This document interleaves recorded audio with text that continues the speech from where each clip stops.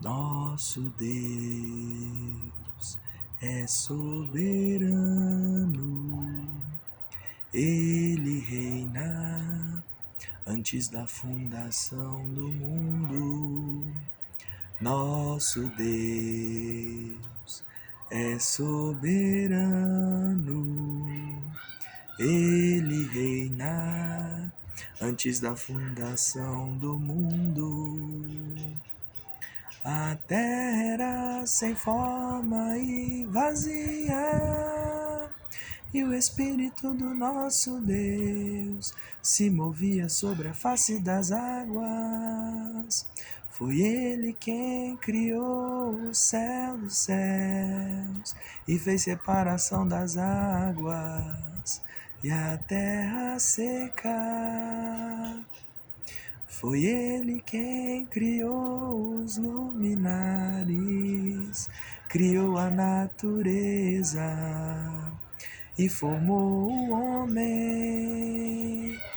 Glória a Deus por suas maravilhas, pela sua grandeza. Glória a Deus, glória a Deus por suas maravilhas, pela sua grandeza.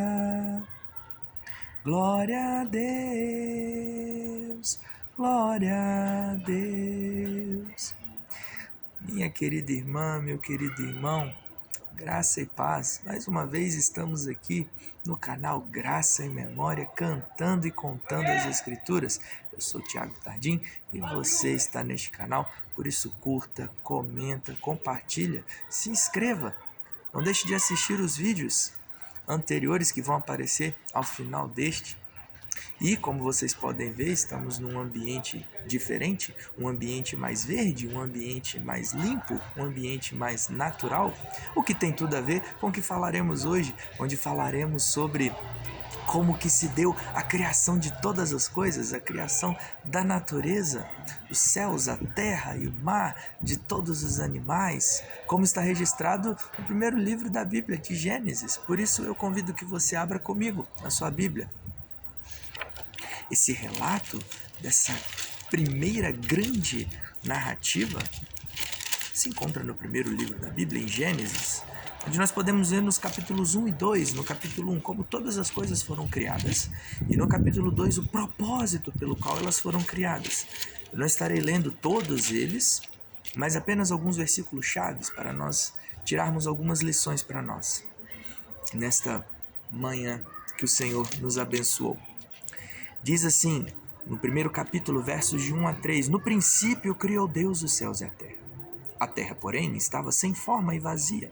Havia trevas sobre a face do abismo, e o Espírito de Deus pairava por sobre as águas. Disse Deus, haja luz, e houve luz. E então nós temos o relato de todos os dias da criação, primeiro, segundo, terceiro, quarto, quinto, e então, no sexto dia, ao criar os animais para povoar a terra, verso 26 do primeiro capítulo, também disse Deus, façamos o homem à nossa imagem, conforme a nossa semelhança. Tenha ele domínio sobre os peixes do mar, sobre as aves dos céus, sobre os animais domésticos, sobre toda a terra e sobre todos os répteis que rastejam pela terra. Criou Deus, pois, o homem à sua imagem. A imagem de Deus o criou. Homem e mulher os criou. E no verso 31, viu Deus tudo quanto fizera, e eis que era muito bom. Houve tarde e manhã, o sexto dia. Continuando nos primeiros versos do capítulo 2, assim, pois, foram acabados os céus e a terra, e todo o seu exército. E havendo Deus terminado no dia sétimo a sua obra que fizera, descansou nesse dia de toda a sua obra que tinha feito. E abençoou Deus o dia sétimo e o santificou, porque nele descansou de toda a obra que como Criador fizera. O que nós podemos aprender aqui? Bom, a primeira lição óbvia e evidente que Moisés está querendo colocar aqui, tanto para os seus leitores daquela época, o povo de Deus, após sair do cativeiro do Egito. E para nós hoje, povo de Deus, é que Deus é o Criador. Deus é o soberano Criador. Ele não é criado, ele não é parte da criação. A criação não é uma extensão dele. Nós entendemos, e a palavra de Deus é muito clara, que ele é aquele por quem todas as coisas foram criadas. Essa é a primeira lição, importantíssima. A segunda lição que nós vemos é que não só a primeira pessoa da Trindade, Deus Pai, mas toda a Trindade estava envolvida. Seja o Pai criando, seja pelo seu Espírito trazendo vida, trazendo ordem, e seja o Filho pela palavra, o Verbo encarnado, como nós iríamos ter essa interpretação do que significava dizer, na verdade, disse Deus, haja luz, quando o apóstolo amado João, no seu evangelho do primeiro capítulo, do primeiro verso, ele diz que no princípio era o verbo estava com Deus e o verbo era Deus, e esse verbo era Cristo. Perceba então toda a Trindade envolvida na criação. A criação é um projeto, é um plano, é um propósito do Deus Trino, do Deus único. E uma terceira lição que nós vemos é que a maneira como as coisas foram criadas, a ordem como elas foram criadas, perceba aqui como que uma narrativa está sendo feita, porque para termos uma narrativa precisamos de pelo menos 3 elementos. Precisamos de um espaço, precisamos de personagens para ocupar esse espaço, e precisamos de uma trama. Nós temos aqui o espaço sendo feito, o céu, o mar e a terra, e nós temos aqui as personagens preenchendo esses espaços, o sol, a lua, as estrelas, os astros do macrocosmo. Nós temos aqui todos os animais que compõem a fauna marítima, até mesmo do mundo abissal, que ainda há muito para ser descoberto, e também micro e na terra, no verde, nas montanhas, nos prados, nos bosques, nos campos, os animais domésticos, os animais selváticos, os répteis, e o homem, e as plantas, de todas as variedades, de todos os tipos, de todas as categorias. Então nós temos aqui espaços e personagens preenchidos nesses espaços. Agora está faltando a trama. E qual era a trama? E qual ainda deve ser o propósito dessa criação? Como acabamos de cantar, glorificar a Deus pelas suas maravilhas. É claro que, infelizmente, com a chegada do pecado, a queda afetou tudo isso. De maneira que agora nós não adoramos o Criador, mas adoramos a criatura. Fazemos da criatura objeto da nossa adoração.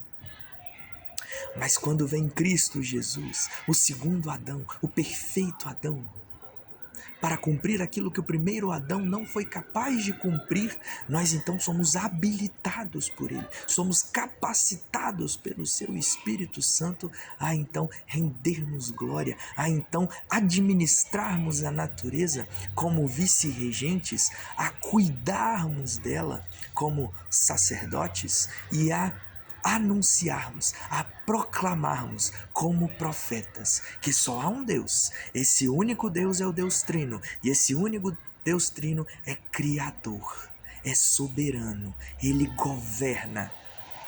Nada foge do seu controle. Ele não é uma criação, ele não é parte da criação, mas ele é o Criador, transcendente e ao mesmo tempo imanente, pois se relaciona conosco. E é por isso que não poderia faltar a última lição.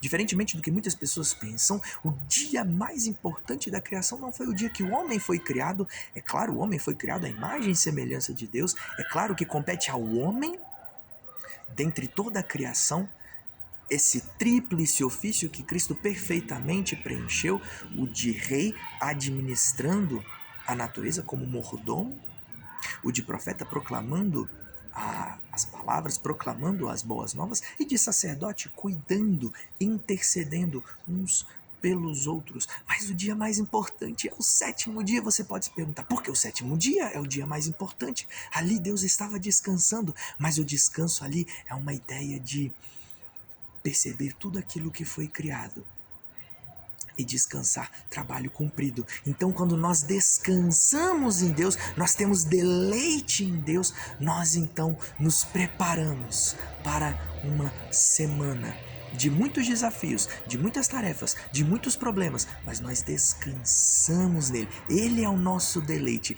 E dizer que ele é o nosso descanso é dizer que ele é o nosso Shabá, e Cristo Jesus, no início do seu ministério, como é dito em Mateus, nos capítulos 11 e 12, ele fala que nele nós encontraremos descanso, e no capítulo seguinte ele fala que ele é o Senhor do sábado, ele é o Shabá, ele é o descanso, ele é o foco, ele é o alvo da criação, porque ele é Deus. A finalidade da criação é render glórias a Deus, e só conseguimos fazer isso da maneira que o agrada, da maneira que o apraz, em Cristo Jesus, capacitados e habilitados pelo seu Espírito.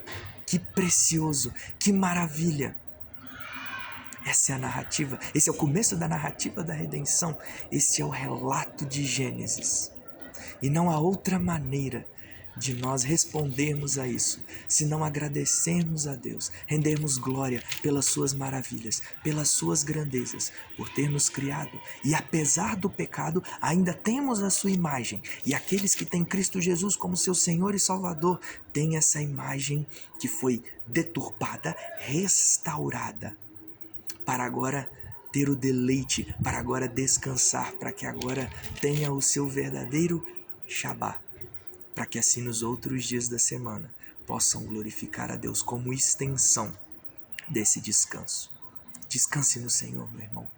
Descanse no Senhor ao respirar o ar puro. Descanse no Senhor estando num ambiente tão lindo e tão maravilhoso, ou num deserto, ou numa tempestade. Descanse no Senhor, na alegria e na tristeza. Por isso eu quero orar por você. Ó Deus e Pai, obrigado. Obrigado porque o Senhor nos deu a sua revelação. E obrigado porque pela sua revelação nós percebemos que todas as coisas foram criadas por Ti. Nós percebemos que o Deus único é o Deus Trino. Nós percebemos a responsabilidade que nós temos, criados à sua imagem e semelhança.